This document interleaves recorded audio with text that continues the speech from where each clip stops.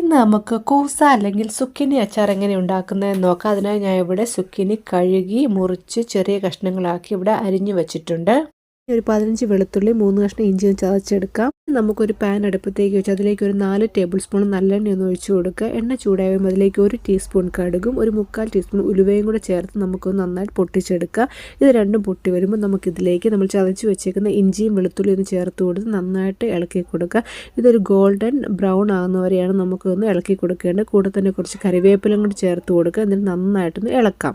ഇതിപ്പോൾ ഇവിടെ brown colour ആയിട്ടുണ്ട്. നമുക്കിനി ഇതിലേക്ക് 4 ടേബിൾ സ്പൂൺ മുളക് പൊടി ഒന്ന് ചേർത്ത് കൊടുക്കുക. ഇത് കാശ്മീരി മുളക് പൊടി നല്ല മുളക് പൊടിയും കൂടി മിക്സ് ചെയ്താണ്. കൂടെ തന്നെ ഒരു 1/2 ടീസ്പൂൺ മഞ്ഞൾപ്പൊടിയും കൂടി ഒന്ന് ചേർത്ത് നമുക്ക് നന്നായിട്ട് ഇളക്കി കൊടുത്ത് രണ്ടേ പച്ചമണം മാറുന്നവരെ ഇളക്കിയെടുക്കുക.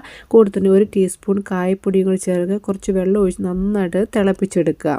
കൂടെ തന്നെ ഇതിനാവശ്യമായ ഉപ്പും കൂടെ നമുക്കിവിടെ ചേർത്ത് കൊടുക്കുക. എന്നിട്ട് വീണ്ടും നന്നായിട്ടൊന്ന് ഇളക്കിയെടുക്കാം. ഇനി ഇതിലേക്ക് ഒരു 4 ടേബിൾ സ്പൂൺ വിനാഗിരി ഒന്ന് ഒഴിച്ചു കൊടുക്കുക. അപ്പോൾ നമ്മുടെ അച്ചാർ ഒരുപാട് നാൾ കേടുകൂടാതെ ഇരിക്കും.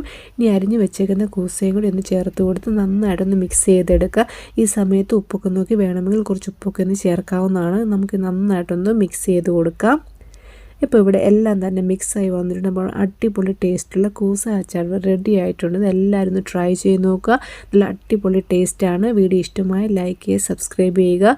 വീണ്ടും മറ്റൊരു വീഡിയോയുമായി നമുക്ക് കണ്ടുമുട്ടാം. അപ്പോൾ എല്ലാവരും ഒന്ന് ട്രൈ ചെയ്ത് നോക്കണേ. തണുത്ത ശേഷം നമുക്ക് കുപ്പിയിലാക്കി വെച്ചാൽ നമ്മൾ ഒരുപാട് ദിവസം ഉപയോഗിക്കാൻ പറ്റും. നല്ല അടിപൊളി അച്ചാർ ഇവിടെ റെഡിയാണ്.